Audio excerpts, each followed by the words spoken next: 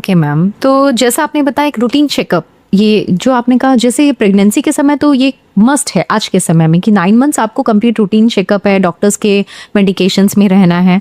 ये routine checkup जो आप इन जनरल बता रहे हैं हर महिलाओं के लिए, हमारे दर्शकों से ज़रूर शेयर कीजिए मैम कि ये आज की डेट में हर महिला के लिए वो क्या डॉक्टर से जाकर क्या कंसल्ट करे और क्या बोले उनसे? देखिए, सबसे पहले तो ये है कि आप गर्भवती महिलाओं को एक अलग कैटेगरी में आप कर दीजिए। जैसे ही कोई महिला अगर गर्भवती होती है तो उसका जो चेकअप है वो अलग तरह से चलता है। तो उसमें नियम ये आ गया है कि आपको मंथली चेकअप में रहना है, ब्लड प्रेशर आपको जांचवाना है। आप अपनी जो भी प्रॉब्लम्स है आप उनसे जाके डॉक्टर से डिस्कस करिए और वो आपको प्रॉपर दवाइयाँ देंगे।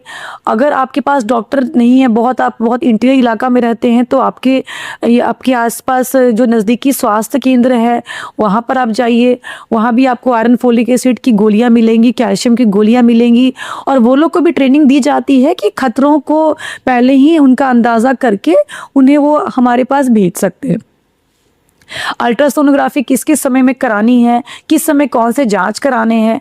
एक हमारे पास एक भ्रांति फैली हुई है कि औरतें आके बोलती हैं कि मुझे कोई दिक्कत नहीं है तो मैं क्यों दिखाऊं। तो मैं उन लोगों को बताना चाहती हूँ कि गर्भावस्था का जो पीरियड होता है वो बड़ा ही कॉम्प्लिकेटेड होता है। जो बोला जाता था पहले शास्त्रों में भी और जो हमारे बड़े बुजुर्ग बताते हैं कि जब कोई माँ एक स्वस्थ बच्चे को जन्म देकर स्वस्थ रहती है बाद में तो एक नया जन्म लेती है। बिल्कुल सही बात है।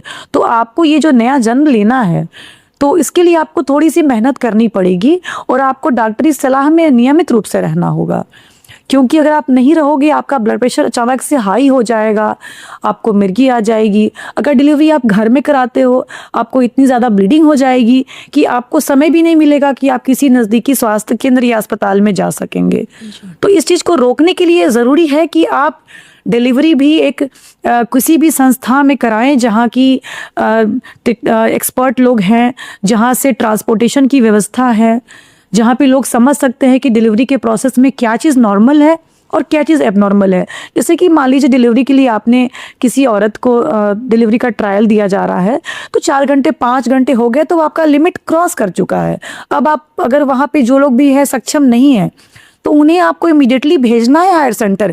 ये नहीं कि आप लगातार प्रयास करते रहने से क्या होगा, यूट्रस में रप्चर हो जाएगा, आपका बच्चेदानी फट जाएगा, आपके बच्चे का नुकसान हो जाएगा। ये हो गई गर्भावस्था की बात। गर्भावस्था